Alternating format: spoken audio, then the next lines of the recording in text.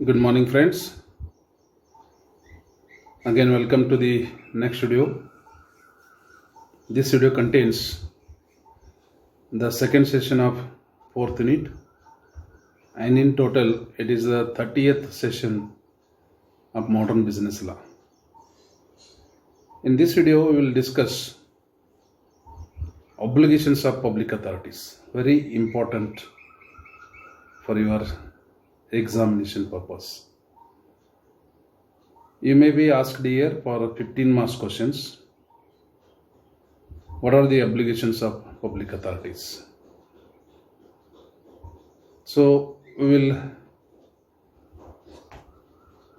explain these in this video. Right. In the earlier video, we were discussed about the definitions of important terms used in the Right to Information Act. Right. So here, the obligations of public authorities. ಕರ್ತವ್ಯಗಳೇನು?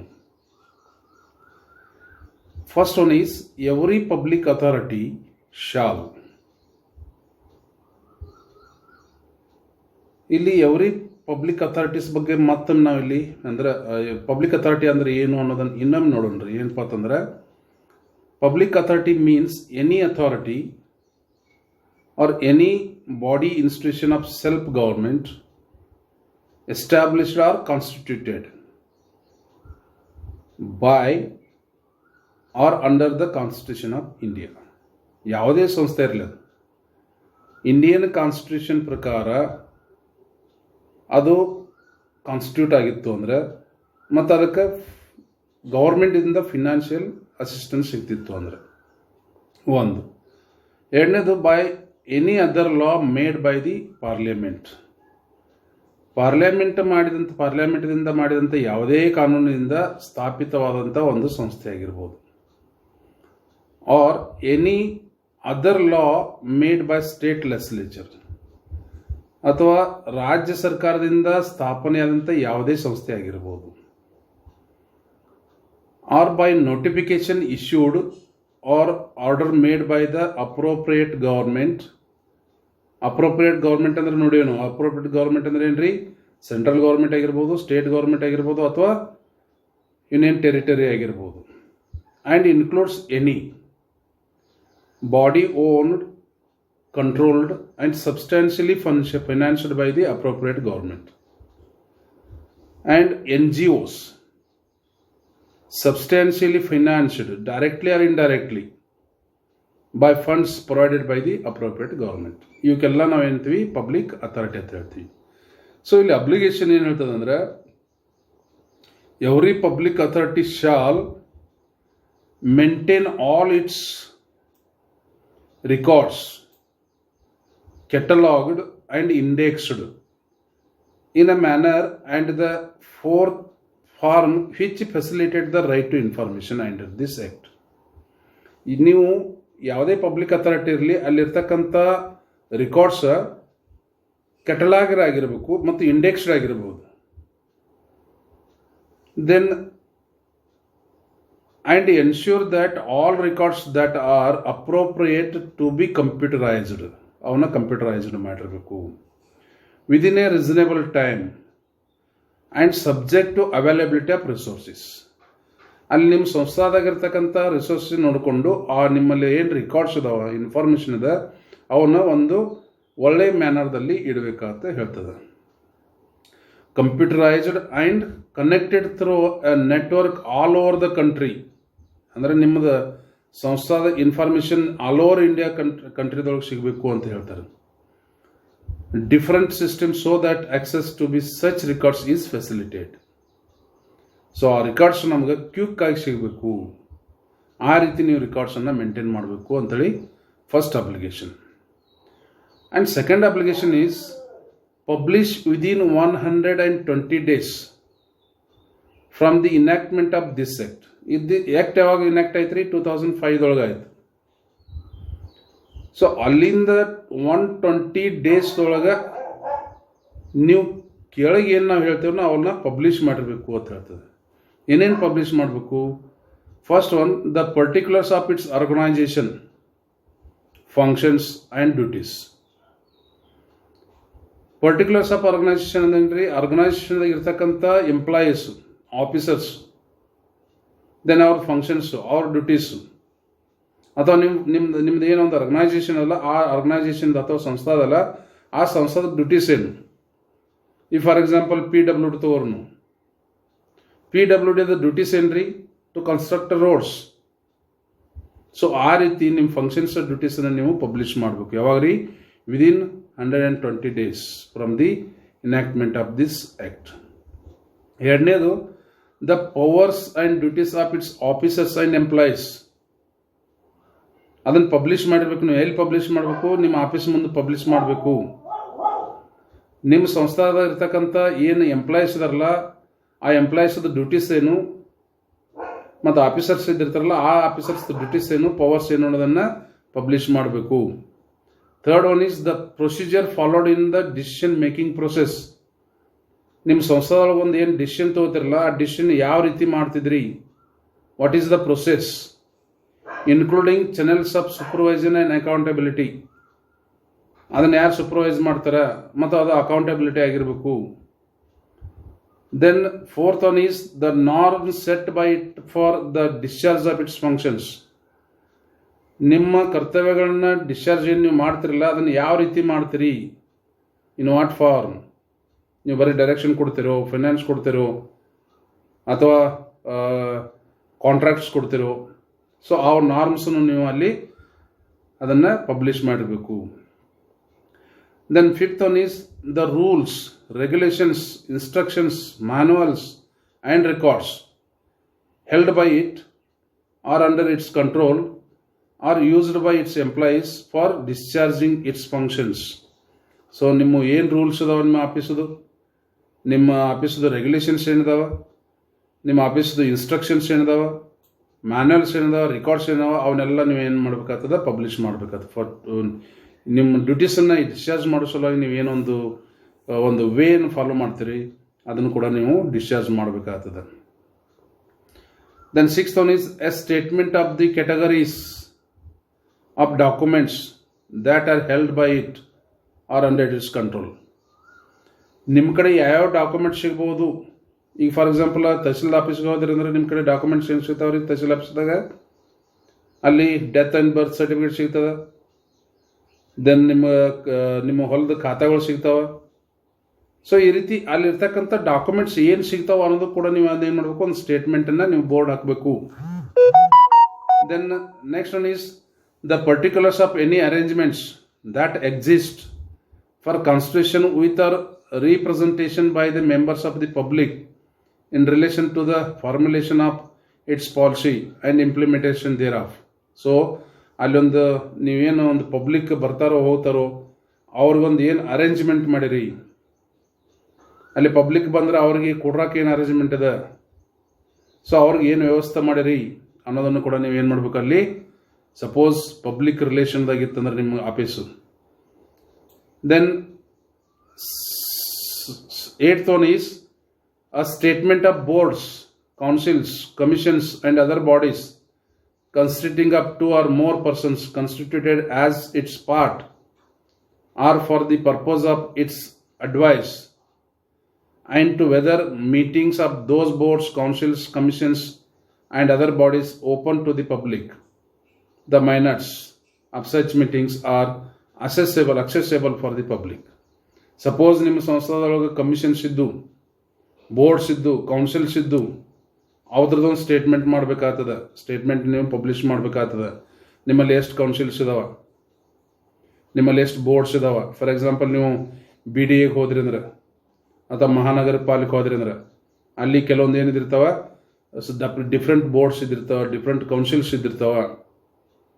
So ಅವರು ತಗೋತಕ್ಕಂಥ meetings ಯಾವಾಗ ತಗೋತಾರೆ, ಮೀಟಿಂಗ್ಸ್ದಾಗ ಏನೇನು discussion ಮಾಡ್ತಾರೆ ಅನ್ನೋದನ್ನು ಕೂಡ ಒಂದು statement ತಯಾರು ಮಾಡಿ ನೀವು ಅದನ್ನು ಪಬ್ಲಿಷ್ ಮಾಡಬೇಕಾಗ್ತದೆ. Then ninth one is a directory of its officers and employees. ಆ ಸಂಸ್ಥೆದಲ್ಲಿ ಇರ್ತಕ್ಕಂಥ ಆಫೀಸರ್ಸ್ ಯಾರ್ದಾರು, ಎಂಪ್ಲಾಯೀಸ್ ಯಾರ್ದಾರು, ಅವ್ರದ್ದು ಒಂದು ಡೈರೆಕ್ಟರಿ ಅಂದರೆ ಅವ್ರದ್ದು ಕಾಂಟ್ಯಾಕ್ಟ್ ನಂಬರ್ ಆಗಿರ್ಬೋದು, ಅಡ್ರೆಸ್ ಆಗಿರ್ಬೋದು, ಅದನ್ನು ಕೂಡ ನೀವೇನು ಮಾಡಬೇಕಾಗ್ತದೆ? ಪಬ್ಲಿಷ್ ಮಾಡಬೇಕಾಗ್ತದೆ. Then 10th one is very important. The monthly remuneration received by each of its officers.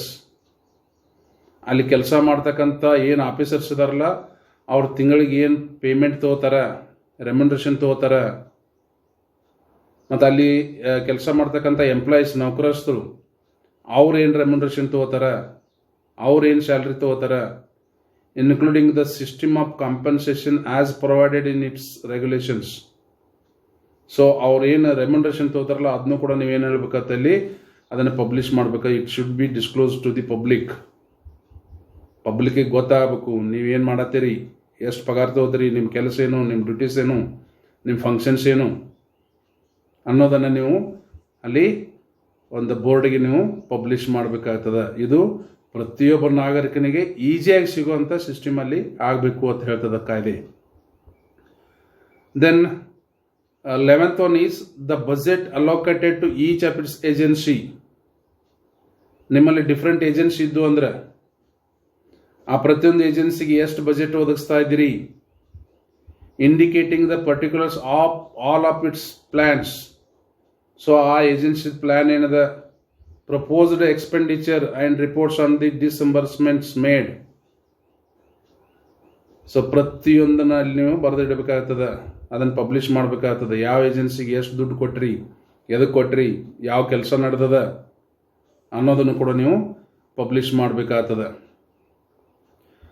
Then 12th is the manner of execution of subsidy programmes. ಗೌರ್ಮೆಂಟಿಗೆ ಸಿಗ್ತಕ್ಕಂಥ ಸಬ್ಸಿಡಿ ಪ್ರೋಗ್ರಾಮ್ಸ್, ಈ ರೈತರಿಗೆ ಸಬ್ಸಿಡಿ ಕೊಡ್ತಾರೆ, ಕೆಲವೊಂದು ಕಮ್ಯುನಿಟೀಸಿಗೆ ಸಬ್ಸಿಡಿ ಕೊಡ್ತಾರೆ. ಸೊ ಯಾರಿಗೆ ಯಾವ ರೀತಿ ಸಬ್ಸಿಡಿ ಸಿಗ್ತದೆ ಅನ್ನೋದನ್ನು ಕೂಡ ನೀವೇನು ಮಾಡಬೇಕಾಗ್ತದೆ, ನೀವು ಪಬ್ಲಿಷ್ ಮಾಡಬೇಕಾಗ್ತದೆ. Including the amounts allocated and the details of beneficiaries of such programmes. ನಿಮ್ಮ ನೋಟಿಸ್ ಬೋರ್ಡ್ನಾಗ ಇರಬೇಕು, ಯಾರ್ಯಾರು ಬೆನಿಫಿಷರಿ ಇದ್ದಾರೆ, ಯಾರ್ಯಾರ ಹತ್ರದ ಲಾಭ ತೊಗೊಂಡಾರ ಅವ್ರದ್ದು ಹೆಸರು ಸಹಿತ ನೀವು ಅಲ್ಲಿ ಬರೆದವ್ರಿಗೆ ನೀವು ಬೋರ್ಡಿಗೆ ಪಬ್ಲಿಷ್ ಮಾಡಬೇಕು. Then the particulars of recipients of concessions, permits, authorization of granted by it. So ಯಾರಿಗೆ ನೀವು ಕನ್ಸೆಷನ್ ಕೊಟ್ಟಿರ್ತೀರಿ ಅವ್ರದ್ದು ಕೂಡ ಅಲ್ಲಿ ಒಂದು ಲಿಸ್ಟನ್ನು ನೀವು ಒಂದು ಪಬ್ಲಿಷ್ ಮಾಡಬೇಕಾಗ್ತದೆ. The next one is details in respect of the information available to be held by it reduced in a electronic form. ನಿಮ್ಮ ಸಂಸ್ಥಾದಲ್ಲಿ ಸಿಗ್ತಕ್ಕಂಥ ಇನ್ಫಾರ್ಮೇಷನ್ ಏನೇನದಾವು ಆ ಇನ್ಫಾರ್ಮೇಷನ್ನ ಇಲೆಕ್ಟ್ರಾನಿಕ್ ಮೋಡದೊಳಗೆ ಮಿನಿಮೈಸ್ ಮಾಡಿ, ರೆಡ್ಯೂಸ್ ಮಾಡಿ ಅದನ್ನು ಇಂಥದ್ದು ನಮ್ಮಲ್ಲಿ ಇನ್ಫಾರ್ಮೇಷನ್ ಸಿಗ್ತದ ಅನ್ನೋದನ್ನು ಪಬ್ಲಿಷ್ ಮಾಡಬೇಕಾಗ್ತದೆ. Then the particulars of facilities available to the citizens for obtaining information. ಅಲ್ಲಿ ಬರ್ತಕ್ಕಂಥ ಇನ್ಫಾರ್ಮೇಷನ್ ಏನು ಕೇಳಕ್ಕೆ ಬರ್ತಾರಲ್ಲ ಅವ್ರಿಗೇನು ಫೆಸಿಲಿಟೀಸ್ ನೀವು ಮೇಂಟೈನ್ ಮಾಡಿರಿ, including working hours of library or reading room if maintained for public use. Suppose ನಿಮ್ಮ ಸಂಸ್ಥೆದಾಗ ಏನು ಪಬ್ಲಿಕ್ ಬರುತ್ತಿಲ್ಲ ಆ ಪಬ್ಲಿಕ್ಕಿಗೆ ಇನ್ಫಾರ್ಮೇಷನ್ ಕೇಳಕ್ಕೆ ಬರ್ತಾರಲ್ಲ ಅವ್ರಿಗೆ ನೀವೇನು ಫೆಸಿಲಿಟೀಸ್ ಕೊಟ್ಟಿರಿ, ಅಲ್ಲಿ ಲೈಬ್ರರಿ ಅದ ಏನೋ ಇದ್ದಿದ್ರೆ ಅದನ್ನು ಪಬ್ಲಿಷ್ ಮಾಡಬೇಕು, ರೀಡಿಂಗ್ ರೂಮ್ ಅದಾನ ಅದನ್ನು ಪಬ್ಲಿಷ್ ಮಾಡಬೇಕು. Then the names, designations and other particulars of public information officers. Very important. ಪ್ರತಿಯೊಂದು ಪಬ್ಲಿಕ್ ಅಥಾರಿಟಿ ತನ್ನ ಸಂಸ್ಥೆಯಲ್ಲಿ ಒಬ್ಬ ವ್ಯಕ್ತಿನ ಪಬ್ಲಿಕ್ ಇನ್ಫಾರ್ಮೇಷನ್ ಆಫೀಸರ್ ಹತ್ರ ನೇಮಕ ಮಾಡಬೇಕು. ನೇಮಕ ಮಾಡಿ ಆ ವ್ಯಕ್ತಿಯ ಡೆಸಿಗ್ನೇಷನ್ ಏನು, ಹೆಸರು, ನಾವು ಒಂದು ಹೆಸರು, ಹುದ್ದೆ ಆ್ಯಂಡ್ ಅದರ್ ಪರ್ಟಿಕ್ಯುಲರ್ಸ್ ಅದನ್ನೆಲ್ಲ ನಾವು ಪಬ್ಲಿಷ್ ಮಾಡಬೇಕಾಗ್ತದೆ public authorities. Such other information as may be prescribed and thereafter update these publications every year. ಯಾಕಂದ್ರೆ ಪಬ್ಲಿಕ್ ಅಥಾರಿಟಿ ಇದ್ದಾಗ ಆಫೀಸರ್ಸ್ ಬರ್ತಾರ, ಆಫೀಸರ್ಸ್ ಹೋಗ್ತಾರ, ಅದಕ್ಕಾಗಿ ಅದನ್ನ ಏನು ಮಾಡಬೇಕು ಅಂದ್ರೆ ಪ್ರತಿ ವರ್ಷ ಅಪ್ಡೇಟ್ ಮಾಡಬೇಕು. ಬೆನಿಫಿಷರೀಸ್ ಈ ವರ್ಷ ಇದ್ದವರು ಮುಂದಿನ ವರ್ಷ ಇರೋದಿಲ್ಲ, ಅದನ್ನು ಕೂಡ ಅಪ್ಡೇಟ್ ಮಾಡಬೇಕು.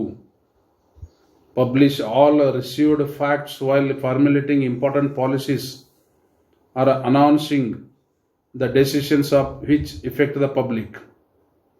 then provide reasons for its administrative and judicial decisions to affected persons. So ಇವನ್ನೆಲ್ಲ update ಮಾಡ್ಕೋತಿರ್ಬೇಕಾಗ್ತದೆ. So these are the obligations which are to be published by the every public authorities. ಇವನ್ನೆಲ್ಲ ನಾವು ಪಬ್ಲಿಷ್ ಮಾಡಬೇಕಾದ್ರೆ, suppose ನೀವು ಒಂದು ಯಾವುದೋ ತಹಶೀಲ್ ಆಫೀಸಿಗೆ ಹೋಗಿದ್ರೆ ತಿಳ್ಕೊರಿ, ನೀವು ತಹಶೀಲ್ ಆಫೀಸದೊಳಗೆ ಮುಂದೆ ಬೋರ್ಡ್ ಅದು ಹಾಕಿರ್ತಾರೆ ನೋಡ್ರಿ. ಅವು ಯಾಕೆ ಹಾಕಿದಾರಪ್ಪ ಅಂದ್ರೆ ಬಿಕಾಸ್ ಆಫ್ ದಿಸ್ ಆ್ಯಕ್ಟ್. ಅಲ್ಲಿ ಏನೇನು ನಿಮಗೆ ಸಿಗ್ತದೆ ಅನ್ನೋದು ಕೂಡ ಅವ್ರು ಬೋರ್ಡ್ ಹಾಕಿರ್ತಾರೆ. ನಿಮಗೇನು ಸಬ್ಸಿಡಿ ಸಿಗ್ತದೆ ಅನ್ನೋದು ಬೋರ್ಡ್ ಹಾಕಿರ್ತಾರೆ. ಮತ್ತು ಆ ಸಬ್ಸಿಡಿ ತೊಗೋಬೇಕಾದ್ರೆ ನೀವು ಏನೇನು ಡಾಕ್ಯುಮೆಂಟ್ ತರಬೇಕು ಅನ್ನೋದನ್ನು ಬೋರ್ಡ್ ಹಾಕಿರ್ತಾರೆ. ನಿಮಗೆ ಏನೇನು ಡಾಕ್ಯುಮೆಂಟ್ ಇನ್ಫಾರ್ಮೇಷನ್ ಏನು ಸಿಗ್ತದೆ ಅನ್ನೋದನ್ನು ಬೋರ್ಡ್ ಹಾಕಿರ್ತಾರೆ. ಸೊ ಇವೆಲ್ಲ ಎದಕ್ಕೆ ಹಾಕಿರ್ತದೆ because of this act. So ಅಲ್ಲಿ ನಿಮಗೆ ಡೈರೆಕ್ಷನ್ ಹೇಳ್ತಾರೆ, ಈ ಕೆಲಸ ಆಗ್ಬೇಕಾರೆ ಇಂಥವ್ರ ಕಡೆ ಹೋಗ್ರಿ, ಈ ಕೆಲಸ ಆಗ್ಬೇಕಾರೆ ಇಂಥವ್ರ ಕಡೆ ಹೋಗ್ರಿ ಅನ್ನೋದು ಕೂಡ ಅಲ್ಲಿ ಅವರು ಪಬ್ಲಿಷ್ ಮಾಡಿರ್ತಾರೆ. ಸೊ ಇಲ್ಲಿ ಸಿಟಿಜನ್ಸ್ಗೆ ಒಂದು ಈಸಿ ವೇ ಆಗ್ತದೆ. ನಾ ಯಾವುದೋ ಒಂದು ಆಫೀಸ್ ಹೋದ್ನಂದ್ರೆ ಆಫೀಸ್ದಾಗ ನಾ ಎಲ್ಲರನ್ನೂ ಕೇಳ್ಕೊತ ಕೂಡ್ರ ಬದಲಾಗಿ ಅಲ್ಲಿರ್ತಕ್ಕಂಥ ಪಬ್ಲಿಷ್ ಬೋರ್ಡನ್ನು ನಾವು ನೋಡಿದೀವಿ ಅಂದರೆ ನಮ್ಗೆ ಗೊತ್ತಾಗ್ತದೆ, ಹಾಂ ಈ ವ್ಯಕ್ತಿ ಕಡೆ ನಾವು ಹೋದ್ರೆ ನಂದು ಈ ಕೆಲಸ ಆಗ್ತದೆ ಅನ್ನೋದು ಗೊತ್ತಾಗ್ತದೆ. So it is all because of right to information act. 2005ಕ್ಕಿಂತ ಮುಂಚಿತವಾಗಿ ಇದ್ದಿರಲಿಲ್ಲ ಅದು. ಸಪೋಸ್ ನೀವು ಯಾವುದಾದ್ರು ಒಂದು ಇನ್ಫಾರ್ಮೇಷನ್ ಕೇಳಕ್ಕೆ ಹೋದ್ರಿ ಅಂದ್ರೆ ಅಲ್ಲಿರ್ತಕ್ಕಂಥ ಆಫೀಸರ್ಸ್ ಅಥವಾ ಎಂಪ್ಲಾಯೀಸ್ ನಿಮ್ಗೆ ಯಾಕೆ ಬೇಕ್ರಿ ಹೋಗ್ರಿ ಅಂತಿದ್ರು. ಬಟ್ ಇವತ್ತು ಆ ರೀತಿ ಅನ್ನೋ ಪೊಸಿಷನ್ ಇಲ್ಲ.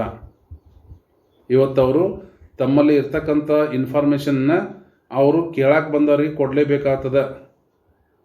They have to supply the information according to the provisions of this act. Is it right? Then second one is, it shall be a constant endeavor of every public authority to take steps in accordance with the requirements of the clause B. Clause B ಅಂದರೆ ಈಗೇನು ನಾವು ಓದಿಲ್ಲ, ಏನೇನು publish ಮಾಡಬೇಕು ಅಂತೇಳಿ. And to provide as much as information so moto to the public at regular intervals through various means of communications, including internet, so that the public have minimum resort to the use of this act to obtain information. So ಈ ಎರಡನೇ class ಏನು ಹೇಳ್ತದೆ ಅಂದರೆ, ನೀವು ಯಾರೋ information ಕೇಳಕ್ಕೆ ಬಂದಾಗ ಮಾತ್ರ ಪ್ರೊವೈಡ್ ಮಾಡೋದಲ್ಲ, ನಿಮ್ಮಲ್ಲಿ ಇರ್ತಕ್ಕಂಥ ಇನ್ಫಾರ್ಮೇಷನ್ನ ಸೋ ಮುಟೋ ಅಂದರೆ ನಿಮ್ಮ ಸ್ವಂತ ಇದರಿಂದನೇ ನೀವು ಅದನ್ನು ಪಬ್ಲಿಕ್ಗೆ ಕಮ್ಯುನಿಕೇಟ್ ಮಾಡಬೇಕು ಅಂತ ಹೇಳ್ತಾರೆ, ಥ್ರೂ ದಿ ಇಂಟರ್ನೆಟ್. ಅದಕ್ಕೆ ಈಗ ಏನು ಮಾಡ್ಯಾರಪ್ಪ ಅಂದ್ರೆ, ಪ್ರತಿಯೊಂದು ಪಬ್ಲಿಕ್ ಅಥಾರಿಟಿದು ತನ್ನದೇ ಅಂತ ವೆಬ್ಸೈಟ್ ಇದೆ. ಈಗ ನೀವು ಯಾವುದೇ ಒಂದು ತಾಲೂಕಿನ ತಹಶೀಲ್ ಆಫೀಸಿಗೆ ಹೋಗ್ಬೇಕು ಅಂದರೆ ಆ ತಾಲೂಕಿನ ತಹಶೀಲ್ ಆಫೀಸದ ವೆಬ್ಸೈಟ್ ಓಪನ್ ಮಾಡಿರಿ ಅಂದರೆ ಅಲ್ಲಿ ಎಲ್ಲ ಇನ್ಫಾರ್ಮೇಷನ್ ಸಿಗ್ತದೆ ನಿಮ್ಗೆ. ಅಲ್ಲಿರ್ತಕ್ಕ ಎಂಪ್ಲಾಯೀಸ್ ಯಾರ್ದಾರು, ಅಲ್ಲಿರ್ತಕ್ಕಂಥ ಆಫೀಸರ್ಸ್ ಯಾರ್ದಾರು, ಅವ್ರ ಡ್ಯೂಟೀಸ್ ಏನು, ಅಲ್ಲಿರ್ತಕ್ಕಂಥ ಇನ್ಫಾರ್ಮೇಷನ್ ಏನು ಅನ್ನೋದು ನಿಮ್ಗೆ ಆ ವೆಬ್ಸೈಟ್ದಾಗ ಸಿಗ್ತದೆ. ಸೊ ಅಲ್ಲಿ ನೀವು ಈಸಿಯಾಗಿ ಅಪ್ಟೇನ್ ಮಾಡ್ಬೋದು. ನಿಮ್ಗೇನು ಇನ್ಫಾರ್ಮೇಷನ್ ಬೇಕಲ್ಲ ಆ ಇನ್ಫಾರ್ಮೇಷನ್ ನೀವು ಅಲ್ಲೇ ನೀವು ಡೌನ್ಲೋಡ್ ಮಾಡ್ಕೋಬೋದು. ಅಥವಾ ಆ ಡೌನ್ಲೋಡ್ ಆಗಲಿಲ್ಲ ಅಂದ್ರೆ ನೀವು ಖುದ್ದಾಗಿ ಆ ಒಂದು ಆಫೀಸಿಗೆ ಹೋಗಿ ನೀವು ತೊಗೋಬೋದು. ಅಂದ್ರೆ ಕಾಯ್ದೆ ಏನು ಹೇಳ್ತದೆ ಅಂದರೆ, ನೀವು ಬರೀ ನಿಮ್ಮ ಆಫೀಸ್ ಮುಂದೆ ಅದನ್ನು ಪಬ್ಲಿಷ್ ಮಾಡೋದು ಅಷ್ಟೇ ಅಲ್ಲ, ಅದನ್ನು ಇಂಟರ್ನೆಟ್ ಮುಖಾಂತರ ಎಲ್ಲರಿಗೂ ದೊರೆಯೋಂಗೆ ನೀವು ಅದನ್ನು ಪಬ್ಲಿಷ್ ಮಾಡಬೇಕು ಅಂತ ಹೇಳ್ತದೆ. So through the websites. ಈಗ ಫಾರ್ ಎಕ್ಸಾಂಪಲ್ KSRTCಗೆ ಹೋದ್ರಿ ಅಂದ್ರೆ, KSRTCದು ಹೋದ್ರಿ ಅಂದರೆ ನೀವು ಅಲ್ಲಿ ಹೋಗಿ ನಿಮ್ಮ ಇನ್ಫಾರ್ಮೇಷನ್ ಕೇಳೋದಲ್ಲ, KSRTC ವೆಬ್ಸೈಟ್ಗೆ ಹೋದ್ರೆ ನಿಮಗೆಲ್ಲ ಇನ್ಫಾರ್ಮೇಷನ್ ಸಿಗ್ತದೆ. So it's all because of this act. Is it right? Then third clause says that for the purpose of subsection 1, every information shall be disseminated widely and such form and manner which is easily accessible to the public. Disseminated ಅಂದ್ರೆ ಏನ್ರಿ? Communication of information to public through notice board, newspaper, public announcements, media broadcasts or any other means. So ಕೇವಲ ನಿಮ್ಮ office ಮುಂದೆ ಮಾತ್ರ publish ಮಾಡೋದಲ್ಲ, ಅದನ್ನು ಜನರಿಗೆ ಯಾವ ರೀತಿ ತಲುಪಬೇಕೋ ಆ ರೀತಿ ತಲುಪಿಸ್ಬೇಕು. ಅದು ಥ್ರೂ ನೋಟಿಸ್ ಬೋರ್ಡ್ ಆಗಿರ್ಬೋದು, ನ್ಯೂಸ್ ಪೇಪರ್ ಆಗಿರ್ಬೋದು, ಥ್ರೂ ಪಬ್ಲಿಕ್ ಅನೌನ್ಸ್ಮೆಂಟ್ ಆಗಿರ್ಬೋದು, ಥ್ರೂ ಮೀಡಿಯಾ ಬ್ರಾಡ್ಕಾಸ್ಟ್ ಆಗಿರ್ಬೋದು, ಆರ್ ಎನಿ ಅದರ್ ಮೀನ್ಸ್ನಿಂದ ನೀವು ಅದನ್ನು ಪಬ್ಲಿಕ್ಗೆ ಇನ್ಫಾರ್ಮೇಷನ್ ಕೊಡುವಂಥದ್ದು ಆಗಬೇಕು. All material shall be disseminated taking into consideration the cost effectiveness. ಇದರ ಸಲುವಾಗಿ ಹೆಚ್ಚು ನೀವು ಖರ್ಚು ಮಾಡಬೇಡ್ರಿ ಅಂತ ಹೇಳ್ತಾ ಏನು ಕಾಯ್ದೆ ಹೇಳ್ತದೆ. Local language very important. ನೀವೇನೊಂದು ಇನ್ಫಾರ್ಮೇಷನ್ ಪಬ್ಲಿಷ್ ಮಾಡತ್ತಿರಲ್ಲ, ಆ ಇನ್ಫಾರ್ಮೇಷನ್ ಯಾವ ಲ್ಯಾಂಗ್ವೇಜ್ದಾಗ ಇರಬೇಕು, either in Hindi or English or in local language, which should be easily accessible to the public. So these are the obligations of the public authorities. ಬಹುಶಃ ನಿಮ್ಗೆ ಅರ್ಥ ಆಗಿರ್ಬೋದು. ಇವತ್ತು ನಾವು ಏನು ಮಾಡ್ತೀವಪ್ಪ ಅಂದ್ರೆ ಯಾವುದೋ ಒಂದು ಆಫೀಸ್ಗೆ ಹೋದಾಗ ನಮಗೆಲ್ಲ ಇನ್ಫಾರ್ಮೇಷನ್ ಅಲ್ಲಿ ಆಫೀಸ್ ಬೋರ್ಡ್ ಮುಂದೆ ಸಿಗ್ತದೆ. ನಮ್ಗೆ ಯಾಕೆ ಈ ರೀತಿ ಸಿಗ್ತದೆ ಅಂದರೆ ಬಿಕಾಸ್ ಆಫ್ ದಿಸ್ ಆ್ಯಕ್ಟ್. ಈ ಆ್ಯಕ್ಟ್ ಬರೋಕ್ಕಿಂತ ಮುಂಚಿತವಾಗಿ ಈ ರೀತಿ ಯಾವುದೇ ನಮಗೆ ಇನ್ಫಾರ್ಮೇಷನ್ ಸಿಗ್ತಿರಲಿಲ್ಲ. ಗೌರ್ಮೆಂಟಿಂದ ಯಾವ ಆಫೀಸಿಗೆ ಎಷ್ಟು ಫಂಡ್ ಬಿಡುಗಡೆ ಆಯಿತು, ಅದನ್ನು ಯಾವ್ಯಾವುದಕ್ಕೆ ಖರ್ಚು ಮಾಡತ್ತೀರು ಅನ್ನೋದು ನಮ್ಗೆ ಯಾವುದೂ ಇನ್ಫಾರ್ಮೇಷನ್ ಸಿಗ್ತಿರ್ಕಿಲ್ಲ. ಬಟ್ ಇವತ್ತು ಈಗ ಅದೇ ಆಫೀಸ್ದವರು ತಮ್ಮ ನೋಟಿಸ್ ಬೋರ್ಡ್ಗೆ ಅದನ್ನು ಹಾಕಬೇಕಾಗ್ತದೆ. ಇವತ್ತು ನಮಗೆ ಗೌರ್ಮೆಂಟಿಂದ ಇಷ್ಟು ಫಂಡ್ ಬಂದದ, ಇದಕ್ಕೂ ಇಷ್ಟು ಫಂಡ್ ಬಂದದ, ಈ ವ್ಯವಸ್ಥೆಗೆ ಇಷ್ಟು ಫಂಡ್ ಬಂದದ ಅನ್ನೋದನ್ನು ನಾವು ಪಬ್ಲಿಷ್ ಮಾಡ್ತಾರೆ ಅವರು. ಸೊ ಇದೆಲ್ಲ ಇನ್ಫಾರ್ಮೇಷನ್ ನಾವು ಈಸಿಯಾಗಿ ತೊಗೋಬೋದು. ಅವರಾಗೇನ ಪಬ್ಲಿಷ್ ಮಾಡಿರ್ತಾರೆ. ಇದನ್ನು ಬಿಟ್ಟು ಮತ್ತೇನಾರ ನಿಮ್ಗೆ ಇನ್ಫಾರ್ಮೇಷನ್ ಬೇಕಾಗಿತ್ತು ಅಂದ್ರೆ, ಅಥವಾ ಪಬ್ಲಿಷ್ ಮಾಡಿದ ಇನ್ಫಾರ್ಮೇಷನ್ ಡಿಟೇಲ್ ಇನ್ಫಾರ್ಮೇಷನ್ ನಿಮಗೆ ಬೇಕಾಗಿತ್ತು ಅಂದ್ರೆ, ಅಗೇನ್ ನೀವು ಈ ಕಾಯ್ದೆ ಪ್ರಕಾರ ಅವ್ರಿಗೆ ನೀವು ಅರ್ಜಿ ಹಾಕಬೇಕಾಗ್ತದೆ, ಅಪ್ಲಿಕೇಶನ್ ಹಾಕಬೇಕಾಗ್ತದೆ. ಸೊ ಆ ಅಪ್ಲಿಕೇಶನ್ ಪ್ರಕಾರ ನಿಮಗೆ ಬೇಕಾದಂಥ ಇನ್ಫಾರ್ಮೇಷನ್ ನೀವು ತಗೋಬಹುದು. ಸೊ ಇಲ್ಲಿ ಒಂದು ಅಬ್ಲಿಗೇಷನ್ಸ್ ಒಂದು 15ರಿಂದ 20 ಅದಾವ, 15-16 ಅದಾವ. ಎಸ್, ಇದ್ರೊಳಗಿಂದ ಮಿನಿಮಮ್ ನೀವು ಒಂದು 15 ಬರೆದಿದ್ರು ಸಹಿತ you will get 15 marks. Is it right? So this is very important. ನಿಮಗೆ ರಿಪೀಟಾಗಿ ಕ್ವಶನ್ ಬಂದದ ಎಕ್ಸಾಮ್ದೊಳಗೆ. ಸೊ ಅದಕ್ಕಾಗಿ ಇದನ್ನು ಸ್ವಲ್ಪ ಹೆಚ್ಚು ನೀವು ಕೇರ್ ತಗೋರಿ. ಈಸಿ ಇದೆ. ಅವ್ರು ಏನೇನು ಪಬ್ಲಿಷ್ ಮಾಡಬೇಕು, ದೆನ್ ಅವರು ಯಾವ ರೀತಿ ಇನ್ಫಾರ್ಮೇಷನ್ನ ಇಟ್ಕೋಬೇಕು. ಇನ್ಫಾರ್ಮೇಷನ್ ಹೆಂಗಪ್ಪ ಅಂದ್ರೆ ಕೇಳಿದ ತಕ್ಷಣ ನಿಮ್ಗೆ ಎಕ್ಸೆಸಿಬಲ್ ಆಗಿರಬೇಕು ಅದು. ಈಗ ಸಪೋಸ್ ಯಾರೋ ಒಬ್ಬರು ಅರ್ಜಿ ಹಾಕಿದ ತಕ್ಷಣ ಆ ಆಫೀಸದವರು ಅದನ್ನು ವಿದಿನ್ 7 days ಒಳಗೆ ಅದನ್ನು ಪ್ರೊವೈಡ್ ಮಾಡುವಂಥ ಒಂದು ಲಿಮಿಟೇಷನ್ ಇದೆ. ಅದರ ಪ್ರಕಾರ ನೀವು ಹೋಗ್ಬೇಕಾಗ್ತದೆ. ಅದಕ್ಕಾಗಿ ಇಲ್ಲಿ ಪ್ರತಿಯೊಬ್ಬ ಆಫೀಸರ್ ಆಗಲಿ, ಪ್ರತಿಯೊಬ್ಬ ಎಂಪ್ಲಾಯೀಸ್ ಆಗಲಿ ತಮ್ಮ ಟೇಬಲ್ಗೆ ಬಂದಂಥ ಇನ್ಫಾರ್ಮೇಷನ್ನ ಕರೆಕ್ಟಾಗಿ ಮೇಂಟೈನ್ ಮಾಡಬೇಕು, ರೆಕಾರ್ಡ್ಸ್ ಮಾಡಬೇಕು. ಅದು ಯಾವಾಗ ಬೇಕಾದಾಗ ಯಾರು ಬೇಕಾದ್ರೂ ಅದನ್ನು ಇನ್ಫಾರ್ಮೇಷನ್ ಕೇಳ್ಬೋದು. ಸೊ ಅಲ್ಲಿ ನೀವು ಇನ್ಫಾರ್ಮೇಷನ್ ಸಿಗೋದಿಲ್ಲ ಅಂತ ಹೇಳೋಕ್ಕಾಗೋದಿಲ್ಲ, because you are liable, personally liable for that. ಮುಂದೆ ನಾವು ನೋಡ್ತೀವಿ ಪೆನಾಲ್ಟಿ ಆ್ಯಂಡ್ ಅಪೀಲ್ಸ್ ನೋಡ್ತೀವಿ. ಸೊ ಅದಕ್ಕಾಗಿ ಈ ಒಂದು ಕಾಯ್ದೆ ಪ್ರಕಾರ ನೀವು ಏನು ಮಾಡಬೇಕಾಗ್ತದೆ, ನಿಮ್ಮಲ್ಲಿ ಇರ್ತಕ್ಕಂಥ ಎಲ್ಲ ಇನ್ಫಾರ್ಮೇಷನ್ ನೀವು ಪಬ್ಲಿಕ್ಗೆ ಈಸಿಯಾಗಿ ಸಿಗುವಂಥ ಒಂದು ವ್ಯವಸ್ಥೆ ಒಳಗೆ ನಿಮ್ಮ ಇನ್ಫಾರ್ಮೇಷನ್ನ ಇಟ್ಕೋಬೇಕಾಗ್ತದೆ. ಓಕೆ. ಸೊ 15 ಮಾರ್ಕ್ಸ್ ಕ್ವಶನ್ ಇದ್ರ ಮೇಲೆ ಬರ್ಬೋದು. ಇದು ನೀವು ಹೆಚ್ಚು ಸ್ವಲ್ಪ ಕೇರ್ ತಗೋರಿ. Thank you friends.